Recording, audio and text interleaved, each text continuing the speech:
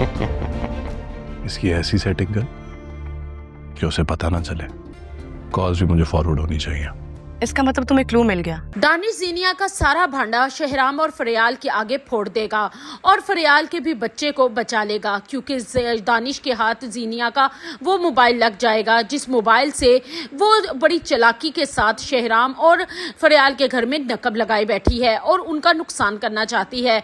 दानिश उसके मोबाइल पर खुफिया कोड लगा देगा जिससे उसे पता चलता रहे कि जीनिया किसे कॉल करती है और किसे मैसेजेस करती है, जिससे दानिश को जीनिया के खिलाफ सारे सबूत मिल जाएंगे। और दानिश तो पहले भी यही चाहता था कि वो जीनिया को रंगे हाथों पकड़े, और जीनिया जो अब तक दानिश को बेवकूफ बनाती आई थी उसे नहीं पता कि जीनिया को अब अपने जैसा ही टक्कर का शोहर मिला है। दानिश उससे भी 10 हाथ आगे है।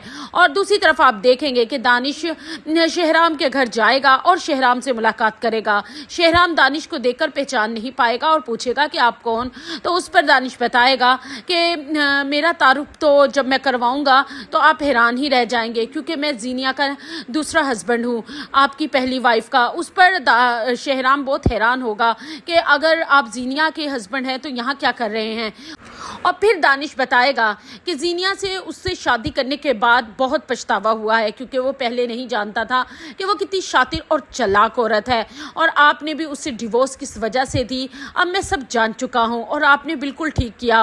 वो एक ऐसी औरत है ही नहीं कि जो किसी शरीफ मर्द के निकाह में रह सके, और अभी भी डिवोर्स लेने के बाद भी वो मेरे निकाह में होते हुए भी हमेशा आपके ख्यालों और आपकी मोहब्बत पे रहती है, और आपकी ज़िंदगी में अब जो आपकी वाइफ फरियाल है उसे निकालने के लिए काफ़ी साजिशें कर रही है, और आपके घर में जो नौकरानी रुखसाना है उसको भी जीनिया ने ही भेजा है, सिर्फ और सिर्फ आपके घर पे नज़र रखने के लिए, और आपके और फरियाल के दरमियान में दूरियां पैदा करने के लिए।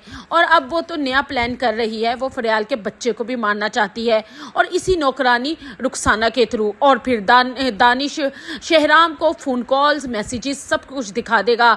ये सारी बातें सुनकर शहराम फरियाल के और सब घर वालों के तो पाँव के नीचे ज़मीन निकल जाएगी।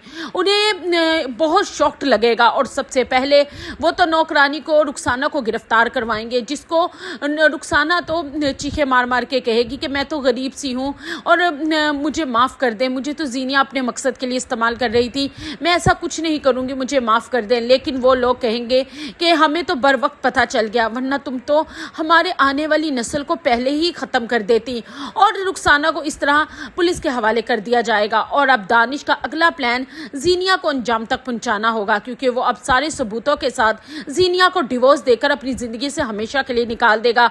लेकिन शहराम और फरियाल भी फैसला कर लेंगे कि अब वो जीनिया के लिए कभी भी अब किसी भी बात में नरमी नहीं रखेंगे, और अगर उसने फिर कोई इंतहाई कदम उठाया तो उसे पुलिस के हवाले कर देंगे।